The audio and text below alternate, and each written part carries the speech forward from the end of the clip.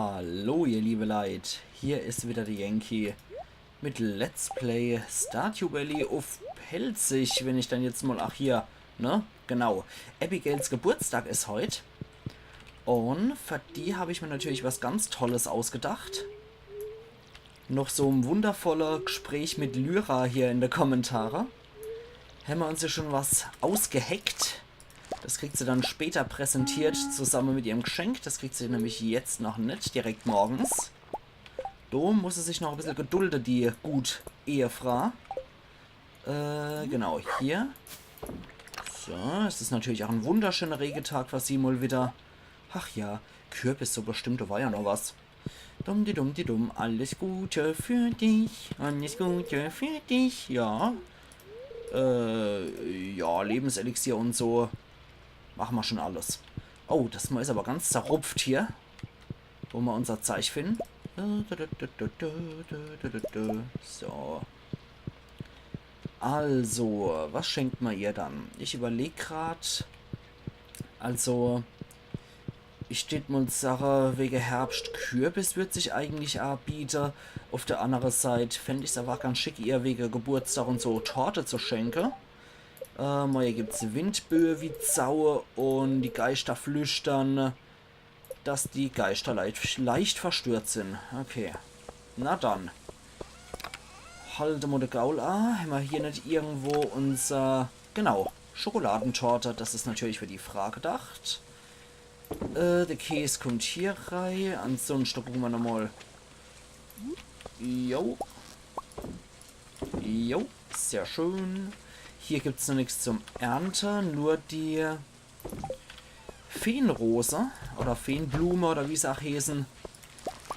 Feenrose heißt sie. Okay, das heißt, die können wir auf jeden Fall schon mal verkaufen, die Dinger. Dann sind auch noch Preiselbeere gut Woche. Ja, ich mag es eigentlich nicht so gemischtes Feld zu haben, aber können wir jetzt halt erstmal nicht ändern. So, das heißt auf jeden Fall heute noch 4 Feenrose-Saat bei Pierre kaufen. Dann kommt das hier rein. Bei der Feenrose muss ich nochmal gucken. Genau, natürlich wieder exakte falsche. Ne, hier waren die Preiselbeeren nicht drin. Die Preiselbeeren waren hier, da haben wir alles schon. Wo sind denn unsere Feenrosen? Wo sind sie dann? Da sind sie. Okay, da haben wir jetzt sowieso nur so Pinky, die wir noch aufbewahren können. Und der Rest, Abteilung Attacke, das kommt hier rein. Dann... noch zu den Tieren. Erstmal eine Streichelrunde für alle. So. Okay. Dann wird das Zeug erstmal draußen in die Mayo-Maschine reingeklatscht. Und hier und zum Schluss das Entenei. Das Äppele. Die Schale hat sich zwar nicht aufgefüllt durch die Regen, aber dann machen wir das halt. So, wie sieht es denn bei euch aus? Aha, mal wieder schön produktiv. Eine Runde streicheln für euch alle. Perfekt. Dann packen wir schon mal rein. Na, hier die Milch. Dann warten wir, bis die Charge fertig ist und hauen dann auch noch ein paar neue rein. Nein, du sollst sie nicht essen, Ackermann. Dann wird es wieder Zeit, hier reinzugehen. Dumm, die dumm, die dumm, die dumm. Hier ist mal wieder große Erntezeit, sehe ich. Ach ja. Okay, dann wieder Mais. Sehr schön. Und Tomate. Ausgezeichnet.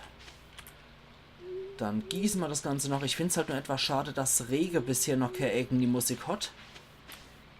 Fände ich halt persönlich auch ganz schick, wenn der Rege hier nochmal extra pro Jahreszeit der Ecken die Musik hätte.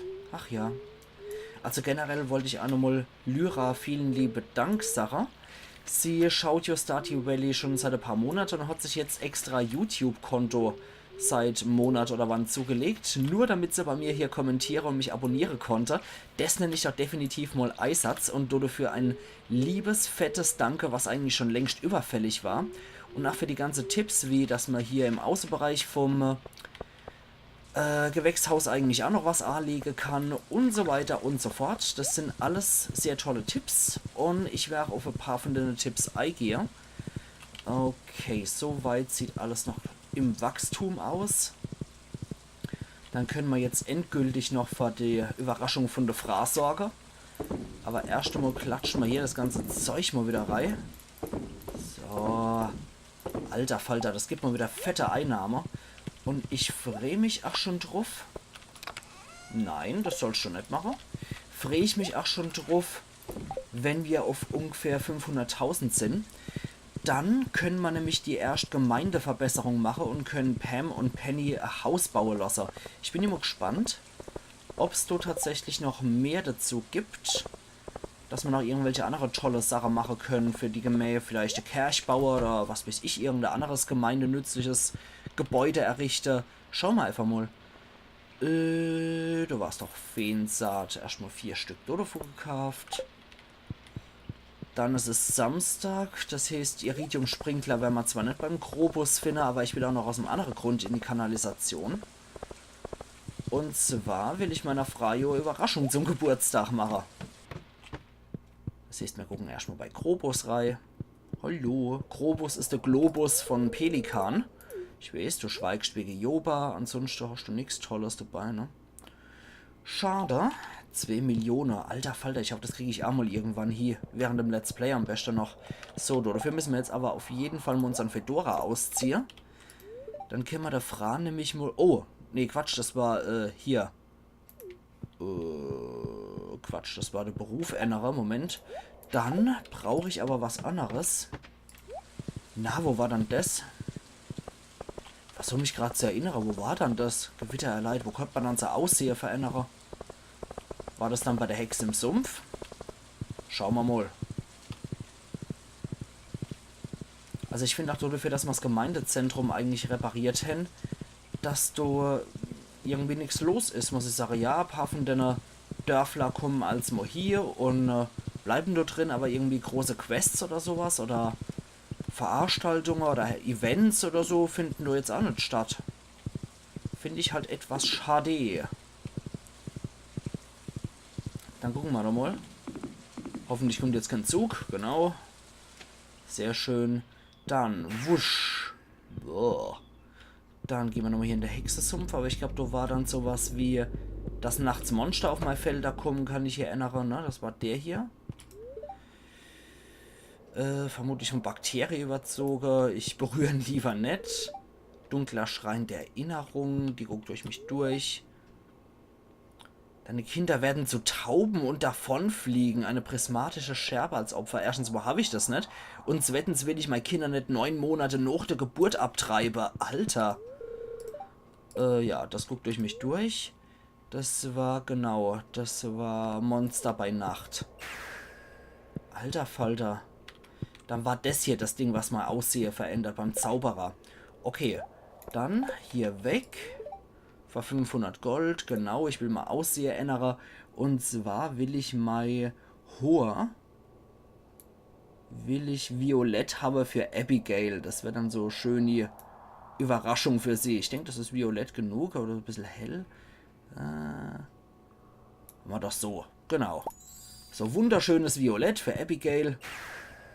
Weil sie es ist. Dann gehen wir mal raus aus dem gruseligen Abtreibungssumpf hier. Das gibt's doch gar nicht. Ah, na. Gut, da habe ich jetzt die violette Stiefel. Ich habe die violette Hoher. 500 Gold hat es mich gekostet. Ein bisschen Abstriche muss man ja machen. Und dann gehen wir runter und zeigen es mal der Frau. Irgendwie ist gerade keine Musik da. Okay, jetzt hört man wenigstens wieder der Regen. Alter Falter, so ganz ohne Musik und Geräusche ist das schon etwas creepy. Gut, dann sind wir auch schön durchgeweicht durch die Regen. Und so ein nasser Ackermann. Sexy, ne? Wie geht? Okay. Dann haben wir hier noch zack und zack. Dann brauchen wir das hier noch. Da haben wir nämlich auch die zweite Charge beendet. Und dann kann es gerade weitergehen. Erstmal eine Kramverkäufer. Und jo, dann brauchen wir unsere Feensaat. Ach, natürlich alles violett. Siggi, warte mal kurz. Aha, das ist zwar nicht exakt dasselbe Violett wie das, was sie hat, aber das macht nichts. Erstmal schlonzen wir einen Kaffee. Ich meine, Kaffee trinke und Kuchen esse, das muss natürlich sein beim Geburtstag. Deswegen, bitteschön, der ist für dich, auch wenn du hier fasziniert mein Lampe anglotscht. Ja, das ist dein Geburtstag, wir sind wieder bei 13 von 12 Herzen. Ja, das ist nett. So, dankeschön. Dann hätten wir den Geburtstag auch gebührend gefeiert. Und wenn ihr wollt, dass ich die violette Haarfarbe los, dann gebt mal gerade einfach in die Kommentare Bescheid. Ansonsten entfärbe ich ihn wieder. Und weiß der Teufel, was ich dann was anderes draus mache. Also ihr könnt mir auch gerne Bescheid geben. Huch. Was ich dann noch für Farbe nehmen könnte. Ich nehme auch gern euer Sache an. Gut, dann machen wir mal den Fedora wieder drauf. Aber wenigstens der Bart sieht man halt in Violett.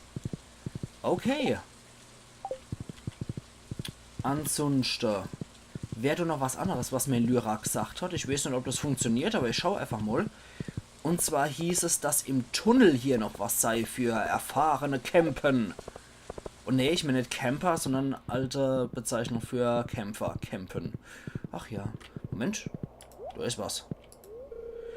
Batteriebetrieben, die Schließkassette. Unglücklicherweise fehlt die Batterie. Okay. Dann holen wir doch gerade mal eine Batterie. Falls wir überhaupt noch in die Hände, aber ich denke es doch schon. So. Dann hätten wir heute noch ein bisschen Zeit für sowas hier. Je nachdem, ob wir hier noch eine Batterie finden oder nicht. Dumm die dumm. Haben wir hier noch eine? Ja, natürlich. Dann brauchen wir noch einmal 3 Preiselbeere. Denn wir machen nochmal Gelee. Okay. Und das Gelee kommt hier rein. Und weiter geht's. Die Batterie kommt wieder dort hier. Und dann bringen wir das Zeug dann mal dort hier, wo es hingehört. Dann schauen wir mal, was da dabei rauskommt hier. Dumm, da ist es. Jo. Okay, es fehlt die Batterie, dann muss ich sie wohl so einsetzen.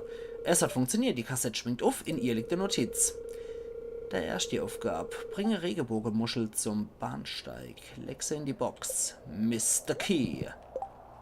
Okay. Der mysteriöse Key. In einer geheimen Schließkassette hast du eine Notiz mit merkwürdigen Anweisungen gefunden. Sie wurde mit Mr. Key unterschrieben. Hinterlasse eine Regenbogenmuschel in einer Kassette bei den Zügen. Ah, deswegen hat mir Lyra gesagt, ich soll eine Regenbogenmuschel parat halten. Ja. Dann schauen wir doch erst einmal, während sie hier Feierabend macht. Ja, es muss schon anstrengend sein, den ganzen Tag durch im Regen rumzustehen. Ob wir nicht irgendwo noch eine Regenbogenmuschel zufällig haben. Hier haben wir noch ein Strandtotem, das können wir uns dann alternativ holen. Falls wir die Regenbogenmuschel hier irgendwo parat haben. Regenbogenmuschel, sogar in Gold. Okay. Nee, warte mal. Beide Züge hieß es. Gut, dass ich irgendwie jeden Scheiß aufbewahre. Schatte-Mayonnaise können wir dann noch dann verkaufen. Und der Ziegekäse wird wahrscheinlich auch dann gut sein. Das heißt, wir gehen jetzt immer hier rum. Okay, mal wieder so Mr. Key-Reihe, dass ich jetzt nicht ständig in der Schädelhöhle rumkämpfen muss, weil du hat er noch keine neue Herausforderung bekannt gegeben. Okay, bei der Gleise ist irgendwo Box. Noch sehe ich hier keine, vielleicht. Ah, vielleicht hier. Nein, das ist mal nicht gemeint. Da können wir nicht reinreiten. Ah, da wird es wohl die hier sein, oder? Okay, du wirfst die Muschel in die Box. Sofort flattert eine Notiz von der Dachsparre über dir runter. Gut gemacht. Der nächste Aufgabe platziert C. Rive im Kühlschrank vom Bäuermeister. Mr. Key. Okay. C. Rive.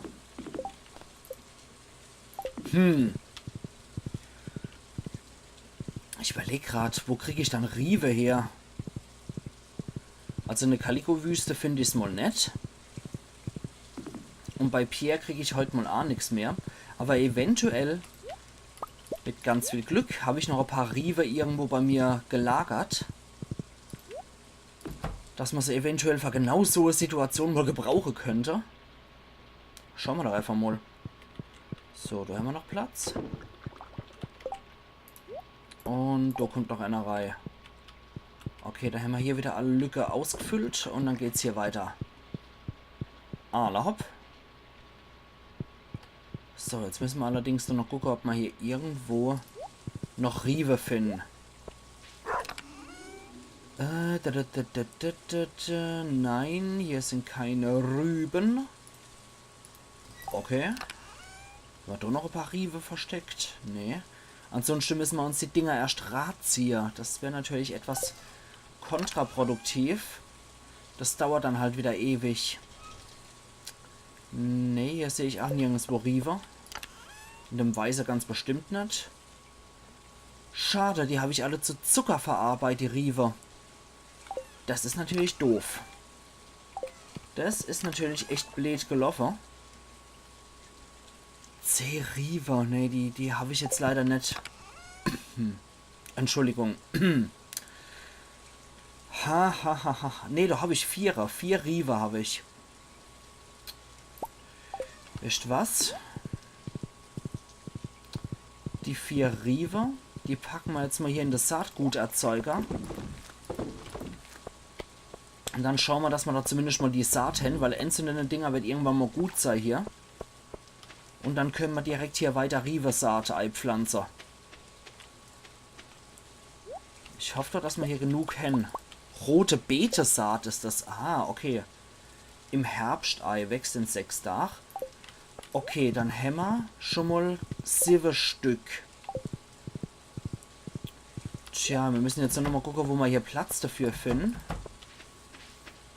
Tja, ich denke mal Sache. Der Amaranth sieht bald gut aus und der Senfkohl sieht bald gut aus. Und wir brauchen dann rote Beete-Saat. Ala hopp, dann gehen wir doch heute auch mal ins Bett wieder.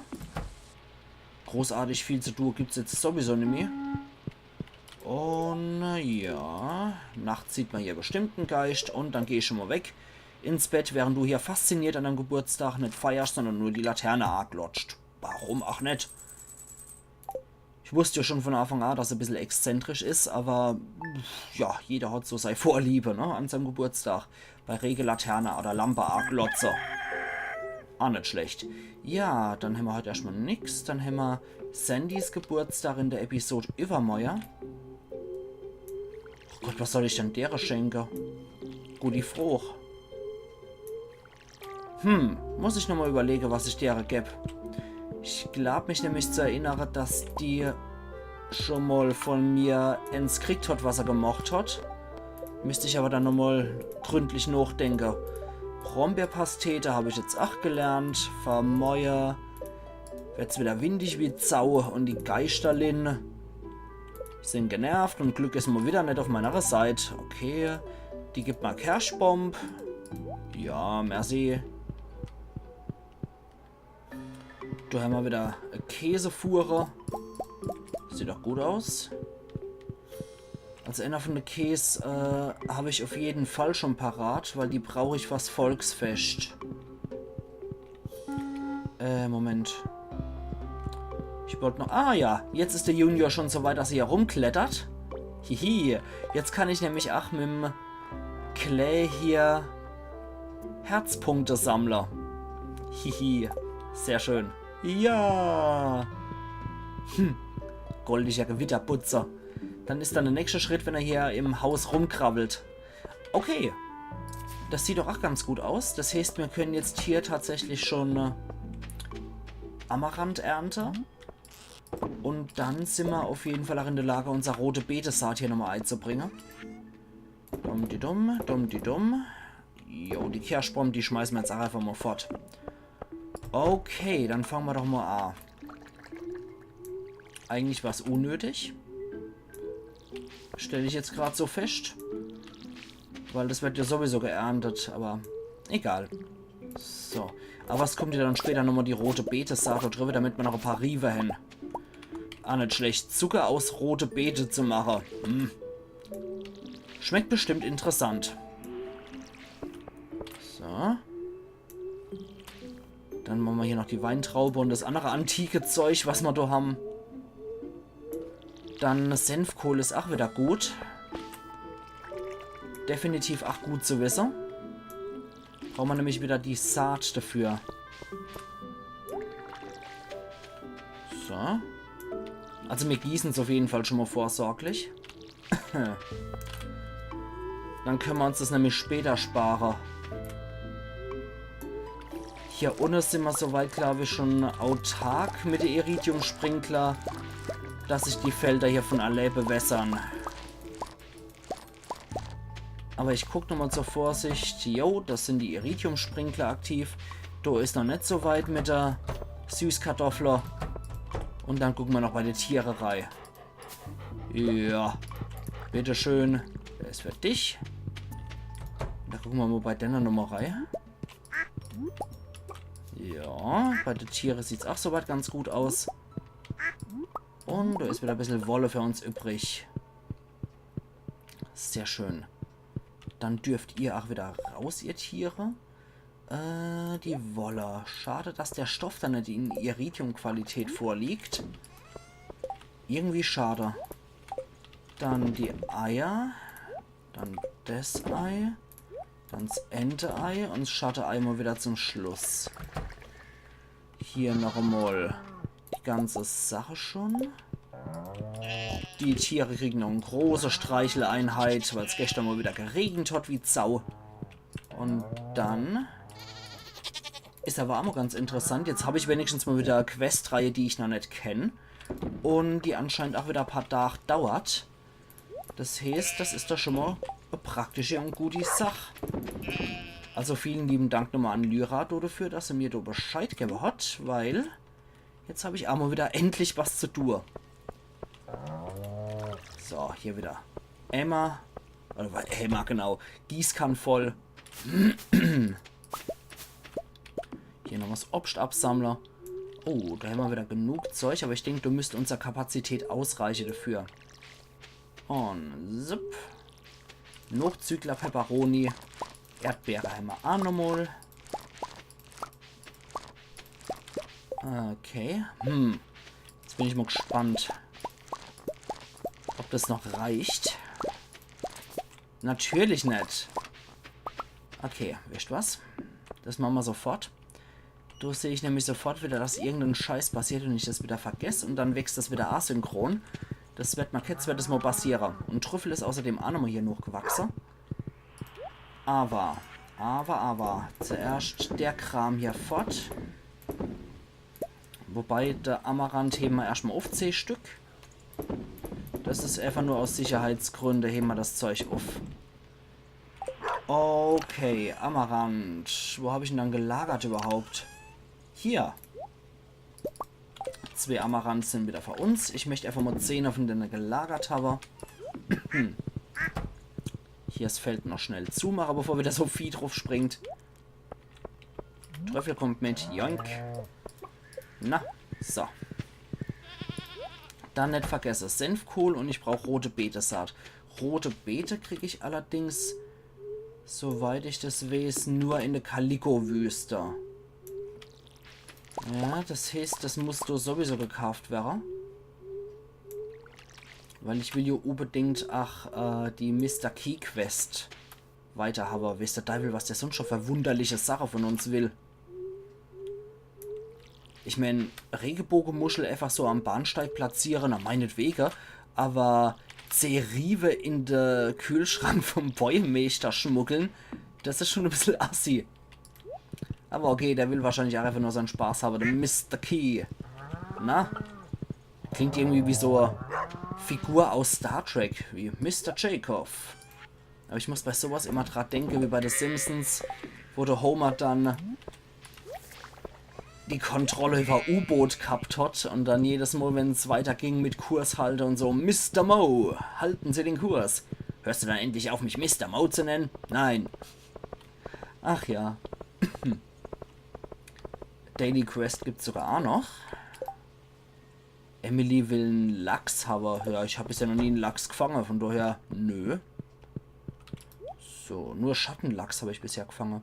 Senfkohl, 24 Stück. Dumm. Dann Ticket in die Calico-Wüste hole und Rest hole an roter Betesaat. Wie lange braucht das Zeug? 6 Tage. Alter Falter. Das heißt, am 20. Tag im Herbst habe ich endlich dann genug Rive zusammen, um sie beim Louis im Schrank zu platzieren, im Kühlschrank.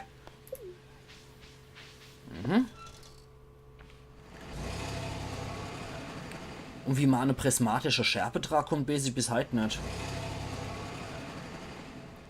Weil wenn ich das wüsste und wenn ich any hätte, dann würde ich sie in so Kristallarium reinstecken, dann würde es nämlich ständig prismatische Schärfe generieren.